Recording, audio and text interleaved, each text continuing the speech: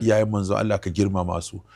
dangogin manzo Allah, ammomin manzo Allah ka girmama su, duk wani wanda yake da alaka da manzon Allah kai masa kallo na daraja,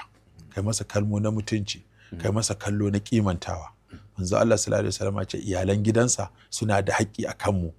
alƙur'ani yana da haƙƙi a kanmu, sunnar manzo Allah tana da haƙƙi a kanmu, iyalan manzo Allah suna da haƙƙi a kanmu. To ka ba su wannan haƙƙin. Sawa'un matansa ne ka girmama su, ‘ya'yansa ne ka girmama su, jikokinsa ne ka girmama su, danginsa ne ka girmama su, duk wani abu na manzo Allah sallallahu alaihi wasallam ka girmama shi. Ko mai aka ce na manzo Allah ne ka ji wannan abin yana da daraja a gurinka saboda riyaɓa shi da aka yi ga manzon Allah sallallahu alaihi wasallam. Sannan game da sunna annabi ka koyi sunnar, ka yi aiki da sunnar, ka yi kishin sunnar, ka yaɗa sunnar manzo Allah sallallahu alaihi wasallam. Ka karantar da sunnar manzo Allah sallallahu alaihi wasallam, kai aiki da sunnar manzo Allah, ka so sunnar manzo Allah sallallahu alaihi wasallam, kuma ka ki kishiyar sunnar manzo Allah sallallahu alaihi wasallam shine bid'a da duk abin da zai ci karo da addinin manzo Allah sallallahu alaihi wasallam ka ji baka so wannan adam. Ka so sahabbansa kuma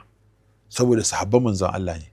kuma masu ruwayan Qur'ani ne, masu ruwayan wahayi ne, duk wannan haƙƙi ne na manzo Allah sallallahu alaihi wasallam, ka girmama sahabbansa, ka girmama abokansa, karɓi saƙo da gare su, ka yadda da su, ka aminta da su yadda Allah ya yadda da su, ya aminta da su, ya sa su zama su ne masu ruwaya daga manzo Allah sallallahu alaihi wasallam zuwa gare mu. Sannan malamai masu koyar da sunna, masu aiki da sunna, masu yaɗa sunna manzo Allah, alƙur'ani kenan da karantawa annabi sallallahu alaihi wasallam, ka mutunta su, ka girmama su, ka ba su uzuri, ka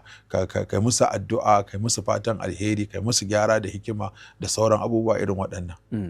Sannan ka ci gaba da karantar da mutane da yaɗa mutane da ayyukan tausayi da ayyukan jin kai da ayyukan rahama, ka siffatu da halaye da ɗabi'u irin na manzo Allah, mai amana, mai gaskiya, mai tausayi, mai rahama, mai jarumta, mai son jama'a, mai son haɗin kai, mai kaza. Duka waɗannan abubuwa suna cikin haƙƙin